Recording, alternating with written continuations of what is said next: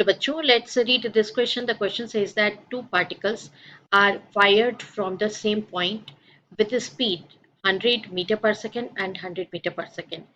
Fired angles with horizontal equals to 60 degree and 120 degree respectively.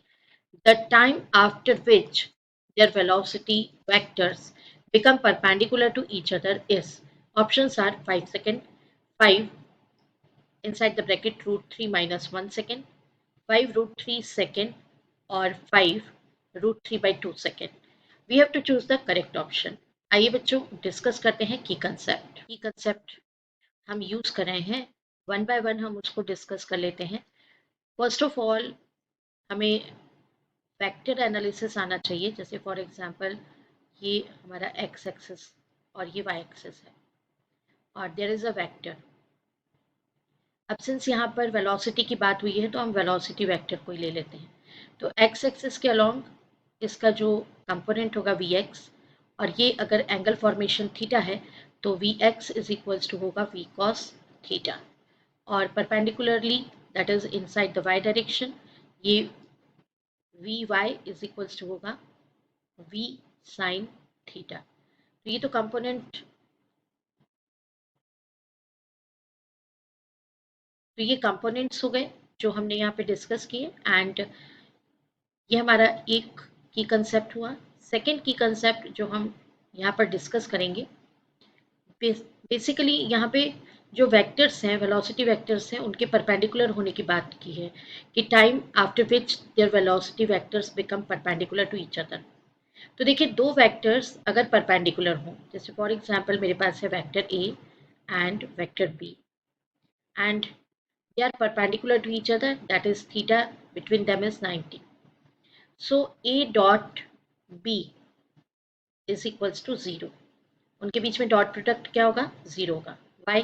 Because of that A dot B is equals to mod of A into mod of B into cos theta, and since cos 90 equals to 0, therefore A dot B equals to 0.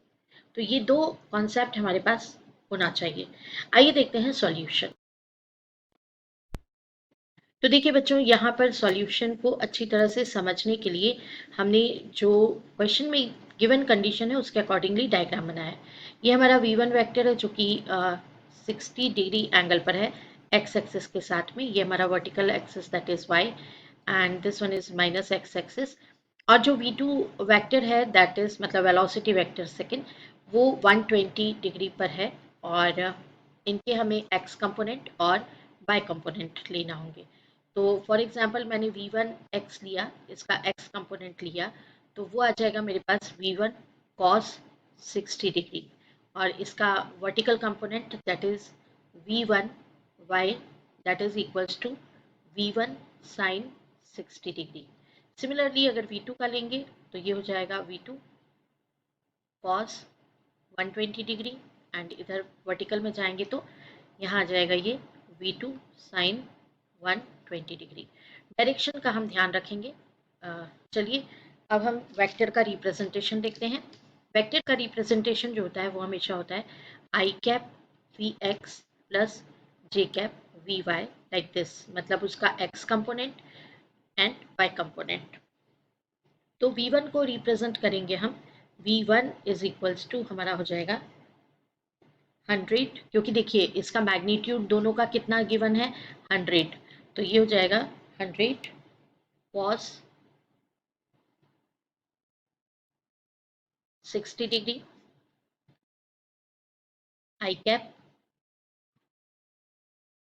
Plus 100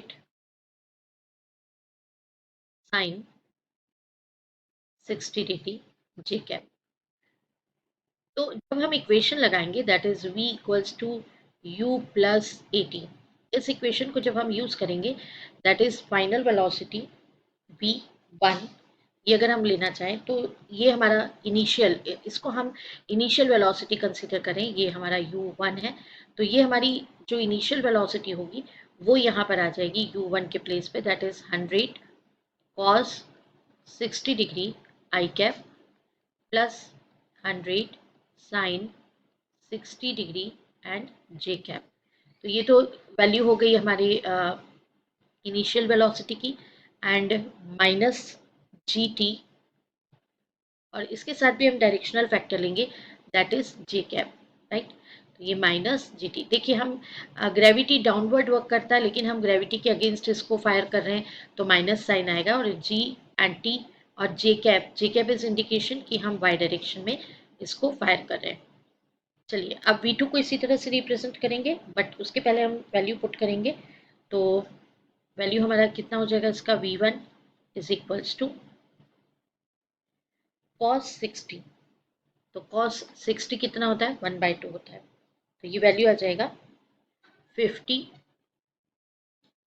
I cap plus 50 root three, because जो sine 60 है उसका value होता है √3/2। ये हो जाएगा 50 √3 minus G T, और ये J cap common. This is equation number 1। जब हम तो V2 का वैल्यू कितना आ जाएगा बच्चों, V2 इज इक्वल्स टू होगा U2 प्लस जी टी। आप वेक्टर साइन के साथ ले रहे हैं तो V2 is equals to U2 का वैल्यू जो है वो पुट करेंगे हम यहाँ पे, that is 100 cos 120 degree I cap plus 100 sin 120 degree J cap, and again ये होगा minus G T and J cap. Solve कर लेंगे बच्चों हम इसको। तो ये V2 इज इक्वल्स टू हमारे पास आएगा minus 50 I cap plus 50 √3 minus G T and J cap. This is equation number 2। तो ये V2 वेक्टर आया। अब आपको मैंने जैसे बताया कि हमको डॉट प्रोडक्ट लेना है, दैट इज हम लेंगे V1 डॉट V2। तो V1 dot V2 equals to 0, theta between V1 and V2 is equals to 90 degree. ये हम कंसीडर करेंगे परपेंडिकुलर के लिए कंडीशन। तो सब्सटीट्यूट कर देंगे वैल्यू V1 और V2 की, 50 आई कैप,